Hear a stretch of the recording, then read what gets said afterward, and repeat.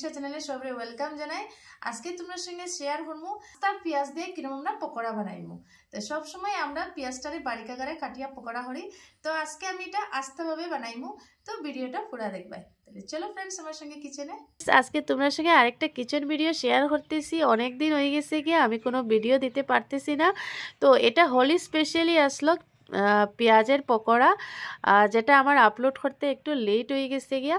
তো এখানে আমি ছোটো আকারের অনেকটা পেঁয়াজ নিছি, নিয়ে এটারে আমি বারিক আকারে কাটবো, কিন্তু পুরা পেঁয়াজটা কাটি আলাদা করবা না, একটা সাইড ফিক্সড রাখবা এটার মুখের সাইডটা, বাকি সাইডটা একদম যত বারিক আকারে পারো কাটিয়া এটারে ছোটো ছোটো করে লইবা।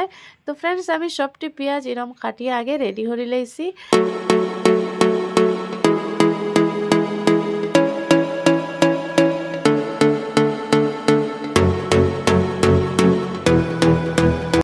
তো ফ্রেন্ডস আমি এখানে ব্যাটারটা এখন তৈয়ার করবো। তো সবই জানো ব্যাটারটা আমি খুব তাড়াতাড়ি সিম্পল আকারে ব্যাটারটা তৈয়ার করছি। এখানে আমি তাড়াতাড়ি পকোড়াটা কমপ্লিট করিয়া এদিকে বাইরে হোলি খেলতেও যাওয়ার সময় হয়ে যেতেছিল, তো খুবই সিম্পলিভাবে আমি করছি এটা। এখানে বেসন নিছি, রাইস পাউডার তো কমন আমি এটা অ্যাড করি, সঙ্গে আমি একটু দিছি নমক, হলদি পাউডার, মির্চি পাউডার, ধনিয়া আর কলঞ্চিটা আমি পাক্কা ইউজ করি পকোড়ার মধ্যে।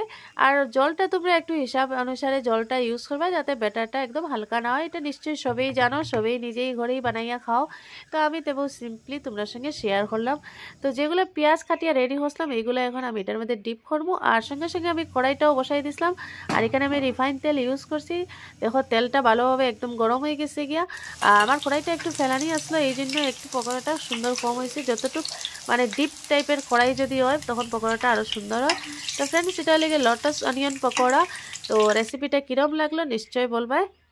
তো ফ্রেন্ডস আমি সঙ্গে কিছু ফ্রেঞ্চ ফ্রাইসও বানাইয়া তৈয়ার হয়েছি, 2টা আলু কাটিয়া। তো এটা রেসিপি আমি শেয়ার করছি না, পরে আমি এই রেসিপিটাও তোমার সঙ্গে নিশ্চয়ই শেয়ার করবো। Okay friends, tata.